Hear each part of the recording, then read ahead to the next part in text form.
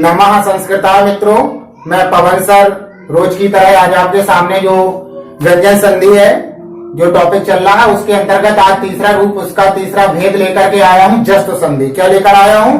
जस्त संधि, जिसका सूत्र होता है झलाम जसो अंते। क्या होता है? झलाम जसो अंते। इसका तात्पर्य हो गया कि झल प्रत्याहार के स्थान पर, झले क्या है? प्रत्याहार। तो झल वर्ण हो गए, झल प्रत्याहार के जितने वर्ण आएंगे झल प्रत्याहार में, तो झल के स्थान पर जस आदेश होता है। क्या होता है? पदांत झल के स्थान पर जस आदेश होता है। क्या होता है? पदांत झल के स्थान पर जस आदेश होता है। कहने का तात्पर्य है आपका कि झलाम जसो अंते, तो पदांत झल के स्थान पर जस आदेश होता। कब होता है वो हम देखेंगे अभी। तो झल वर्ण कौन कौन से होते हैं?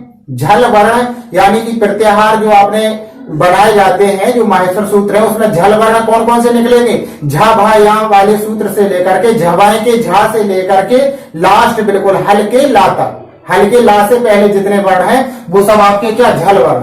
और जस प्रत्याहार कौन कौन से होंगे? जस प्रत्याहार में कौन कौन से वर्ण आएंगे? जब गढ़ 10। कितने वर्ण आने हैं? 5। जब गढ़ 10 यानी कि तीसरा वर्ण ही आपका, प्रत्येक वर्ग का तीसरा वर्ण जो होगा वो आपका जस होता है। और झल में आपका 1 2 3 4 यानी पहला, दूसरा, तीसरा, चौथा। और ऊष्म वर्ण जो है, ऊष्म वर्ण का मतलब हो गया सा हा, तीनों सा और हा, ये झल में आना है और ये जस में आना है। जा बा गा डा दा वर्गों का तीसरा, वो यहाँ पर वर्ग का पहला, दूसरा, तीसरा, चौथा। क्लियर हो गया? और ऊष्म वर्ण साथ में, इतना आप समझे रखिएगा। आगे देखिए, तो देखिए हमने एक टेबल बनाई है जिसमें स्थानीय वर्ण अलग लिखे झल और आदेश वर्ण जो जस है वो अलग लिखे हैं। ठीक है, तो झल में आपका क्या है? वही है प्रत्येक वर्ग का पहला, दूसरा, तीसरा, चौथा। तो वर्ग का वर्ग से हो गया का खा गा घा, फिर चा वर्ग से चा छा जा झा, टा वर्ग से टा ठा डा ढा, ता वर्ग से ता था दा धा, पा वर्ग से पा फा बा भा। ठीक है, अब इसमें ऊष्म व्यंजन रखना है हमें व्यवस्थित। तो सबसे पहले हम पहले वर्ग है जो का वर्ग, उसमें हा रखा। हा क्यों रखा? उच्चारण के हिसाब से, क्योंकि क्या होता है आपने सूत्र पढ़ा होगा, अकुह विसर्जनी नाम कंठा, अकुह विसर्जनी नाम कंठा। तो अकुह यानी का वर्ग का और हा, अकुह हा, तो इसका उच्चारण स्थान क्या होता है? कंठ होता है। समझ में आया? इसके बाद सेकंड में सा क्यों लिखा? इचु ऐसा नाम तालु, तो सा का भी तालु है और चावर का भी है। इसी तरह से टा का जो स्थान है, टा ठा डा का वही खटकोण वाले सा का, वही दंती सा का है जो ता था दा का। ठीक है, तो उच्चारण के हिसाब से इनको हमने रख दिया। तो इतने वर्ण हमारे झल हो गए और आदेश वर्ण वही है गा जा डा दा बा, यानी कि तीसरा होगा देखिए गा जा डा दा और बा, यानी कि इनके स्थान पर ये जस आदेश होना है। क्या आदेश होना है और कब होना है वो भी देख लीजिए। नोट में हम लिख सकते हैं, एक नोट लिख लीजिए। यदि झल के बाद, किसके बाद? झल के बाद चाहे स्वर आए और चाहे व्यंजन आए। क्लियर हो गया? चाहे स्वर आए और चाहे व्यंजन आए,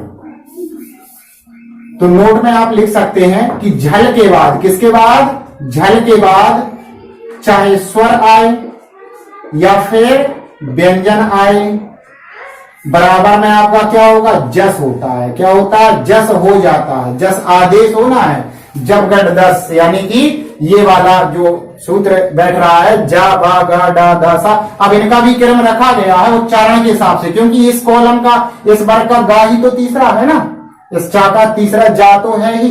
चलिए उदाहरण देख लीजिए, बस कुछ ध्यान नहीं रखना कि झल का आदेश क्या होना है? जस होना है। क्या होना है? जस होना है। तो देखिए यहां पर प्लस के ऊपर जो है इन वर्णों में से कोई एक आएगा, इनमें से कोई ना कोई एक आएगा। क्लियर हो गया? और इसके बाद नीचे प्लस के बाद स्वर भी आ सकता है और व्यंजन भी आ सकता है। स्वर भी आ सकता है, लिखा हमने नोट में, झल वर्णों के बाद चाहे स्वर आए और चाहे व्यंजन आए, होगा क्या? जस। होना इसी को है, आदेश यही होगा। और होगा किनका? इनका होगा। और कब होगा? जब स्वर आए और चाहे व्यंजन आए। तो यहां पर स्वर भी मिल सकता हमें और व्यंजन भी मिल सकता। देखिए गा व्यंजन है ना, जा व्यंजन है, आस्वर है, ईश्वर है, आस्वर है, ईश्वर है। ठीक है, तो चाहे दीर्घ हो चाहे ह्रस्व से हमें कोई मतलब नहीं है, केवल हमें ये देखना स्वर है या नहीं है, व्यंजन है या नहीं है, ठीक है ना।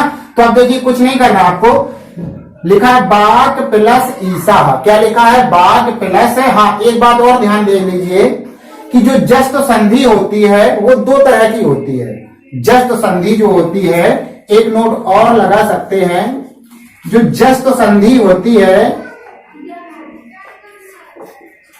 जस्त संधि दो प्रकार की होती है। कितने प्रकार की? दो प्रकार की होती है। कितने प्रकार की होती है? दो तरह की होती है। एक तो पदांत और एक है अपदांत। तो पदांत जस्त हो गई और अपदांत जस्त संधि हो गई, ठीक है। तो आप उदाहरण देखिए, सीधे सीधे लिखा है बाक प्लस ईसा। क्या लिखा है? बाक प्लस है ईसा। तो बा ज्यों का त्यों बना दीजिए, और जो आपका का है, का काय में बदलेगा गा में, तो क्या हो जाएगा? बागीसा। क्योंकि स्वर आया ना, चाहे व्यंजन भी आए। इसी तरह से अच प्लस अंतः लिखा है, तो आ ज्यों का त्यों हो गया। और जो चा है आपका, क्या है? चा। तो चा काय में बदलेगा आपका, चा काय में बदलेगा जा में, तो क्या हो जाएगा? अजंता। क्या हो जाएगा? अजंता। इसके बाद लिखा जगत प्लस ईसा, इसको कर लेना आप लोग। इसके बाद एक इसमें देख लीजिए व्यंजन में, क्योंकि कुछ लोग हैं जो कहते हैं कि एक तरह का बताया दूसरी तरह का नहीं बताया, तो वो भी देख लीजिए। जैसे लिखा दिग प्लस गजा। क्या लिखा है? दिग प्लस है गजा। तो इसका हम क्या बनाएंगे? दिग प्लस गजा का, तो क्या हो जाएगा?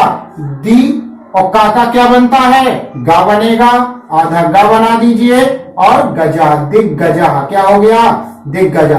तो आपको घर से करके आना है 1, 2 और ये 3 संधियां जो है आप इनकी संधि करेंगे। विग्रह का जल्दी विच्छेद दिया गया है, विग्रह करेंगे, और साथ में कमेंट बॉक्स में भी आप भेज देंगे। और आशा करता हूँ वीडियो अच्छा लगा होगा। अगर अच्छा लगा हो, वास्तव में अच्छा लगा हो, पढ़ाना अच्छा लग रहा हो, तो प्लीज लाइक एंड सब्सक्राइब करिएगा और अपने दोस्तों को भी भेजिएगा। इसी तरह से बारी बारी से आपके पास रोज प्रतिदिन एक एक वीडियो पहुंचता रहेगा। तो तब तक के लिए अगली वीडियो के लिए अगली संधि में लेके आऊंगा। अभी पदांत बताइए जस संधि, इसके बाद अपदांत जस संधि बताऊंगा। तो तब तक के लिए विदा चाहूंगा और अगले वीडियो में फिर मिलते हैं। तब तक के लिए जय हिंद।